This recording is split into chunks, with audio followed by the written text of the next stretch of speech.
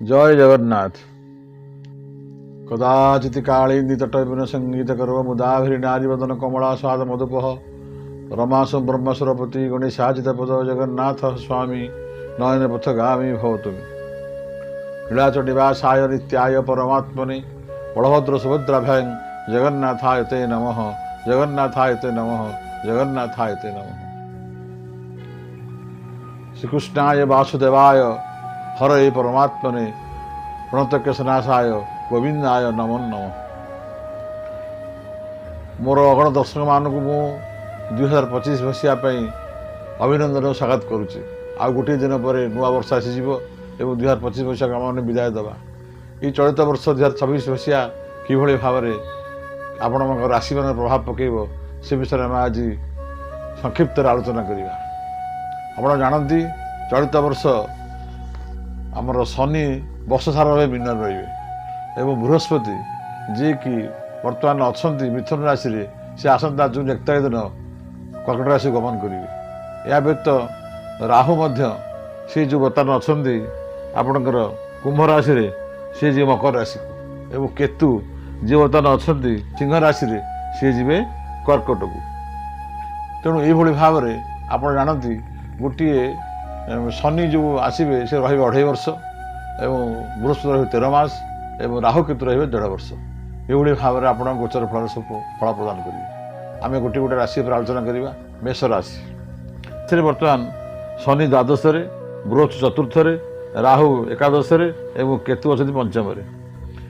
यही चलन हवा जो आपणकर सतर्कता अवलंबन करेंगे।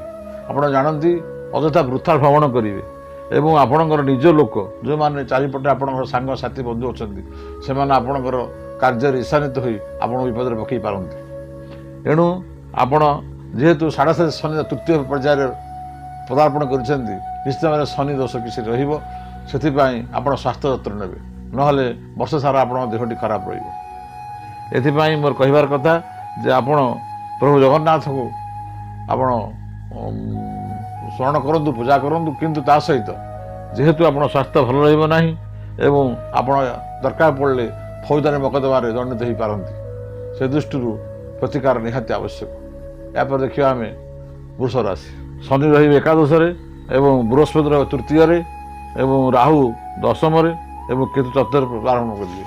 ये चलिया समय आप जानती 2026 मसीहाटा संपूर्ण भल वृष राशि जिते राशि वृष राशि संपूर्ण भल फल पाइबे। एथिपाई आप गत वर्ष जो आर्थिक अनाटन थिला ए वर्ष सब दूर हो स्वास्थ्य संपूर्ण भल रो शनि एकादश अच्छा किछिटा आपणकर स्वास्थ्य जत्न पड़ पारे एवं जो अर्थ घर को आसो टे व्यवहार अधिक हम से आपण आय देखी व्यय कले आपणकर संचित हम एवं घरे किसी मांगल कार्य हो पारे शुभ कार्य हो पारे। स्वामी स्त्री जो मतांतर थी दूर हम एवं घरे गोटे सुंदर वातावरण रही स्वामी स्त्री बुझाणा हम एवं परस्पर को भल पाई घरे एक नूतन एवं दिग्दर्शन आप पाइबे जो शांति वर्षटी कटेबे। से प्रतिकार आवश्यकता ना। यापर आसवा मिथुन राशि। मिथुन राशि शनि अच्छा दशम एवं राहु आमर बृहस्पति द्वितीय, राहु अच्छा आपणकर नवम एवं केतु अच्छा तृतीय।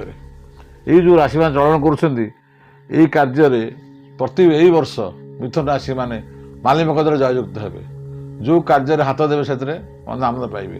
जो गत वर्ष जो जन्म शनि थे द्वितीय शनि जेहेतु होती तेणु आप आर्थिक लाभ हम आय किसी आसो आय बढ़ जो ऋणावस्था ऋण निश्चय सुझे आप माली मकदार आपणकर जय यथेष मान रही। तथापि आपणकर जेहेतु भल समय चलो अच्छी जेहेतु आपणकर शनि दशम अच्छा स्वास्थ्य जत्न ने आपंकर किसी असुविधा हे ना। प्रतिकार कले भल। यापर आसवा कर्कट राशि। कर्कट राशि में आप शनि अच्छा नवम, बृहस्पति अच्छा एकम एवं राहु अच्छा अष्टम एवं केतु चलिए आप द्वितीय। यही सब ग्रह चलिया जो आपंकर मन में अस्त्र जात हम स्थिरता हो पारे कौन से ठीक भाव आप विचार करें भूल किसी कर बसवे। तेणु सब चिंता करेंगे भावे तापर कार्य करेंगे। एथिपाई मु कहवा कथा जे आपणकर चारिपटे जो बंधु मान अच्छा से शत्रु भाव देखेबे एवं आपण जेकोसी कार्य करने चाहे ता विफल संभावना आसी पारे। तेणु प्रभु जगन्नाथ को डाकी आगू बढ़ु ଏବଂ ପ୍ରତିକାର ନିହାତି ଆବଶ୍ୟକ, ନହେଲେ ଆପଣଙ୍କର ସବୁ ଦୃଷ୍ଟିରୁ କ୍ଷତି ହେବ। ତାପରେ ଆସିଲା ଆପଣଙ୍କର ସିଂହ ରାଶି। ସିଂହ ରାଶିରେ ଆପଣ ଶନି ଅଷ୍ଟମରେ, ବୃହସ୍ପତି ଦ୍ୱାଦଶରେ ଏବଂ ରାହୁ ସପ୍ତମରେ ଏବଂ କେତୁ ଏକମରେ ରହୁଛନ୍ତି। ଏହି ଚଳନ ଯୋଗୁଁ ଆପଣଙ୍କର ମତାନ୍ତର ମନାନ୍ତର ଲାଗି ରହିବ, ଆପଣଙ୍କୁ ଶତ୍ରୁମାନେ ଘେରି ରହିବେ ଏବଂ ଦରକାର ପଡ଼େ ଶତ୍ରୁମାନେ ଆପଣଙ୍କୁ ଉତ୍ତରଦାୟୀ କରିବେ ବିଭିନ୍ନ କାର୍ଯ୍ୟକ୍ରମରେ। ଆପଣ ଆର୍ଥିକ ଦଣ୍ଡ ପାଇପାରନ୍ତି। ସେ ଦୃଷ୍ଟିରୁ ସ୍ୱାସ୍ଥ୍ୟ ଯତ୍ନ ନେବେ, କାହିଁକି ଅଷ୍ଟମରେ ଶନି ଅଛନ୍ତି, ସ୍ୱାସ୍ଥ୍ୟଟି ଖରାପ ହେବାର ସମ୍ଭାବନା ଅଛି ଏବଂ ଦୁରାରୋଗ୍ୟରେ ଆପଣ ପଡ଼ିପାରନ୍ତି। ସେଥିପାଇଁ ତୁରନ୍ତ ଦରକାର ପଡ଼ିଲେ ଆପଣଙ୍କୁ କ୍ୟାନ୍ସର ହୋଇପାରେ, ଲିଭର ଡ୍ୟାମେଜ୍ ହୋଇପାରେ, କିଡ଼ନୀ ଖରାପ ହୋଇପାରେ। ତେଣୁ ଏହା ପ୍ରତିକାର ନିହାତି ଆବଶ୍ୟକ। କିନ୍ତୁ ଆପଣଙ୍କର ଯେହେତୁ ରାହୁ ସପ୍ତମ ଅଛନ୍ତି, କିଛିଟା ଉପଶମ ପାଇପାରନ୍ତି। ଏହାପରେ ଆସିଲା ଆପଣଙ୍କର କନ୍ୟା ରାଶି। କନ୍ୟା ରାଶି ଶନି ସପ୍ତମରେ, ବୃହସ୍ପତି ଏକାଦଶରେ ଏବଂ ରାହୁ ଷଷ୍ଠରେ ଏବଂ କେତୁ ଦ୍ୱାଦଶ ରହିବେ। ଏହି କନ୍ୟା ରାଶି ପାଇଁ ଚଳିତ ବର୍ଷ ଅତ୍ୟନ୍ତ ଶୁଭ ସମୟ, କିଛି ବ୍ୟସ୍ତ ହେବାର ନାହିଁ। ଗଲା ବର୍ଷ ଯେଉଁ ଆପଣ ଆୟ ଅଧିକ ହେଲେ ମଧ୍ୟ ବ୍ୟୟ ହୋଇଯାଉଥିଲା, ଚଳିତ ବର୍ଷ ଆପଣଙ୍କର ସଞ୍ଚିତ ହେବ ଏବଂ ଆପଣ ଋଣ ପରିଶୋଧ କରିବେ। ଘରେ ମାଙ୍ଗଳ କାର୍ଯ୍ୟ ହେବ, ଆପଣଙ୍କର ପ୍ରମୋସନ୍ ହୋଇପାରେ ଏବଂ ଯେଉଁ ରହିଯାଇଛି ଆପଣଙ୍କର ଘର କରିବା ପାଇଁ, ଏଥର ଘରଟି ଆରମ୍ଭ କରନ୍ତୁ, ଶାନ୍ତିରେ ଘରଟି ହେବ ଏବଂ ଯଦି ଘରେ ବିବାହ କାର୍ଯ୍ୟ କରିବେ ତା ମଧ୍ୟ କରିପାରିବେ। ତେଣୁ ଦରକାର ପଡ଼ିଲେ ଆପଣ ପ୍ରତିକାର କିଛି ଆବଶ୍ୟକ ପଡ଼ିବ ନାହିଁ ଏ ବର୍ଷ। ତାପରେ ତୁଳା ରାଶି। ତୁଳା ରାଶିରେ ଶନି ହେଉଛି ଷଷ୍ଠରେ, ବୃହସ୍ପତି ଦଶମରେ, ରାହୁ ପଞ୍ଚମରେ ଏବଂ କେତୁ ଏକାଦଶରେ ଅଛନ୍ତି। ମୋର କହିବାର କଥା, ଯେହେତୁ ଏ ଗ୍ରହ ସବୁ ଚଳନ କରୁଛନ୍ତି, ଆପଣଙ୍କର ଏଥର ବହୁତ କିଛି ଲାଭ ହେବ ଚଳିତ ବର୍ଷ। ତୁଳା ରାଶି ପାଇଁ ଆପଣ ଭୂ ସମ୍ପତ୍ତି ଲାଭ କରିବେ, ଘରଟି ନୂତନଟେ ତିଆରିବେ ଆପଣ ଏବଂ କିନ୍ତୁ ଟିକେ ମନରେ ଶାନ୍ତି ଆସିବ ନାହିଁ, ବିଭିନ୍ନ ପ୍ରକାର ଅଶାନ୍ତି ଭିତରେ ଆପଣ ଘରେ ଗତି କରିବେ, ସ୍ଥିରତା ରହିବ ନାହିଁ। ସେଥିପାଇଁ ପ୍ରଭୁ ଜଗନ୍ନାଥଙ୍କୁ ଆପଣ ଡାକନ୍ତୁ ଏବଂ ସେ ହିଁ ଆପଣଙ୍କୁ ସାହାଯ୍ୟ କରିବେ। ଦ୍ୱିତୀୟ କଥା ହେଲା, ଆପଣଙ୍କର ଧୀର ସ୍ଥିର ଚିତ୍ତରେ କାର୍ଯ୍ୟ କଲେ ଆପଣଙ୍କ ଚଳିତ ବର୍ଷଟି ଅତି ଭଲରେ କଟିଯିବ। ତା ପାଇଁ ପ୍ରତିକାର ଆବଶ୍ୟକ ନାହିଁ ଟୋଟାଲି କହିବି। ତାପରେ ହେଲା ବିଛା ରାଶି। ବିଛା ହେଲା ଶନି ପଞ୍ଚମରେ, ବୃହସ୍ପତି ନବମରେ, ରାହୁ ଚତୁର୍ଥରେ ଏବଂ କେତୁ ଅଛନ୍ତି ଦଶମରେ। ଏହି ଗ୍ରହ ଚଳନ ଯୋଗୁଁ ଆପଣ ଦେଖିବେ ଆପଣ ନିଜ ଲୋକଙ୍କ ଦ୍ୱାରା କଷ୍ଟ ପାଇବେ। କୌଣସି ଶତ୍ରୁ ବାହାର ଶତ୍ରୁ ଆସିବେନି, ସେଇ ଘରୋଇ ଲୋକ, ଭାଇ ଭଉଣୀ, ବନ୍ଧୁବାନ୍ଧବ, କୁଟୁମ୍ବ, ସେମାନେ ଆପଣଙ୍କୁ ଚେଷ୍ଟା କରିବେ, ଆପଣ ଜମି ବାଡ଼ି ସମ୍ପତ୍ତି ଉପରେ ଆଖି ପକାଇବେ, ଆପଣଙ୍କୁ ହଇରାଣ କରିବେ। ମାଲିକ କଥା ହେଇପାରେ, କଷ୍ଟ ଅନୁଭବ କରିପାରନ୍ତି। ସ୍ୱାସ୍ଥ୍ୟ ଯତ୍ନ ନେଲେ ଆପଣ ଦୁରାରୋଗ୍ୟରୁ ମୁକ୍ତି ପାଇବେ ନାହିଁ। ତେଣୁ ଏଥିପାଇଁ ପ୍ରତିକାର ନିହାତି ଦରକାର। ଧନୁରାଶି।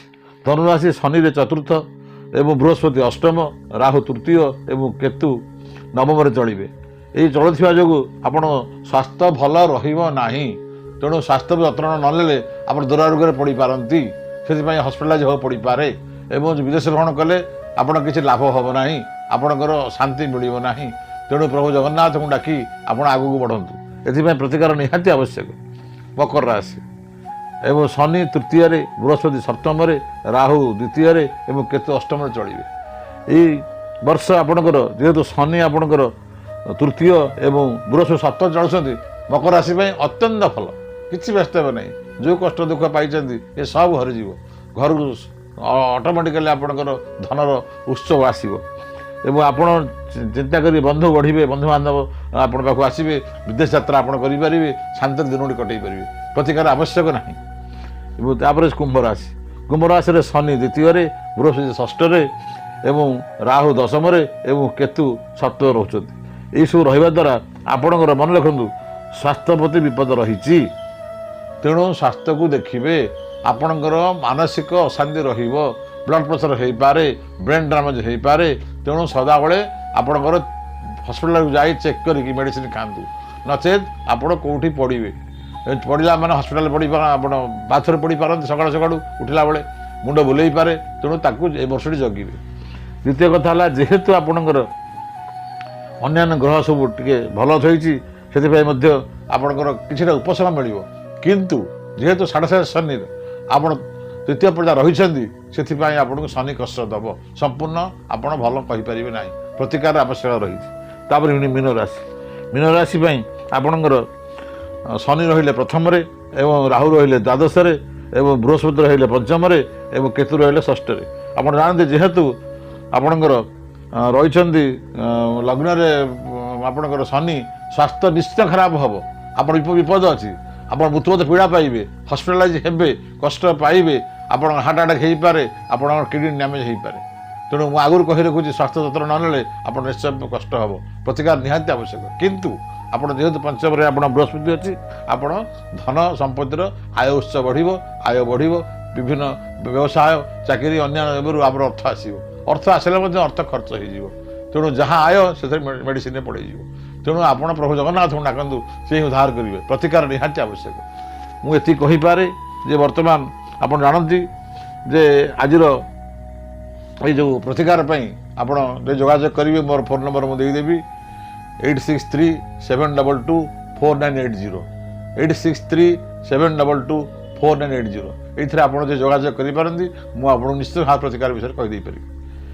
ଆପଣ ଜାଣନ୍ତି ଆମର ଏଇ ନବଗ୍ରହ ପ୍ରତୀକ ସେ ଜଗନ୍ନାଥ ମହାପ୍ରଭୁ, ସେ ଆମର ଠାକୁର, ସେ ଆମର ଅସ୍ମିତା, ସେ ଆମର ଜୀବନ। ତେଣୁ ଜଗନ୍ନାଥ ହେଉଛନ୍ତି ଆମର 9ଟି ଗ୍ରହର ପ୍ରତୀକ, 9ଟି ଗ୍ରହର ଯେଉଁ ଅଛି ରଙ୍ଗ ତାଙ୍କ ଦ୍ୱାରା ସମାହିତ ହେଇଛନ୍ତି। ତେଣୁ ଆମେ ଯଦି ନବଗ୍ରହକୁ ଗ୍ରହପୀଡ଼ରୁ ଶାନ୍ତି ପାଇବା ତାହେଲେ ଜଗନ୍ନାଥଙ୍କୁ ଆମେ ଡାକିବା, କାରଣ ସିଏ ହିଁ ତାର ଏକମାତ୍ର ବାଟ ଯିଏକି ଉଦ୍ଧାର କରିଦେବେ। ଆପଣଙ୍କର ପ୍ରତିକାର କରନ୍ତୁ ବା ନ କରନ୍ତୁ, ଜଗନ୍ନାଥ ସମର୍ପିତ ହେଇଯାଆନ୍ତୁ।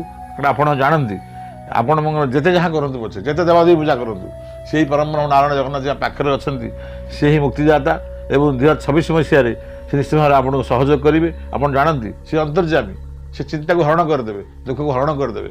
ତେଣୁ ଆପଣ ଏବେ ସମୟ ଅଛି, ଆପଣ ଚଳିତ ବର୍ଷ ଯଦି ଭଲରେ କଟିବାକୁ ଚାହୁଁଛନ୍ତି ତାହେଲେ ମହାପ୍ରଭୁଙ୍କୁ ଧ୍ୟାନ କରନ୍ତୁ, ତାଙ୍କୁ ଭାବଭକ୍ତ ଡାକନ୍ତୁ ଏବଂ ସେ ନିଶ୍ଚୟ ଗୁହାରି ଶୁଣିବେ, ଏଥିରେ ସନ୍ଦେହ ନାହିଁ। ସେ ଚଳନ୍ତି ଜୀବନ୍ତ ଠାକୁର, ତେଣୁ ସେ ନିଶ୍ଚୟ ଗୁହାରି ଶୁଣିବେ। ପରବ୍ରହ୍ମ ନାରାୟଣ ଅଛି, ସେ କୃଷ୍ଣ, ସେ ରାମ। ତେଣୁ ତାଙ୍କୁ ଯେଭଳି ଭାବରେ ଆପଣ ଜପ କରିବେ, ଡାକିବେ। ଏବଂ ଗୋଟିଏ ଅନୁରୋଧ କରିବି, ମୋର କଥା ସରିବା ପୂର୍ବରୁ ସଦାବେଳେ କୁହନ୍ତୁ ଜୟ ଜଗନ୍ନାଥ, ଜୟ ଜଗନ୍ନାଥ, ଜୟ ଜଗନ୍ନାଥ। କ'ଣ କାର୍ଯ୍ୟରେ ସଫଳ ହେବା ପରିବର୍ତ୍ତେ ବିଫଳ ହେଉଛନ୍ତି କି? ଅଶାନ୍ତ ବାତାବରଣ ଆପଣଙ୍କର ବିକାଶର ପଥ ଅବରୋଧ କରିଛି।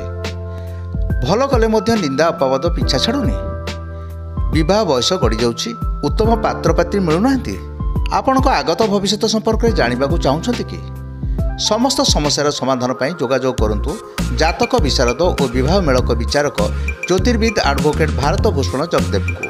ଯୋଗାଯୋଗ L296 Baramunda housing board colony Bhubaneswar ଓ ଟାଙ୍ଗୀ ଜିଲ୍ଲା ଖୋର୍ଦ୍ଧା। ଫୋନ୍ 943 700 1328।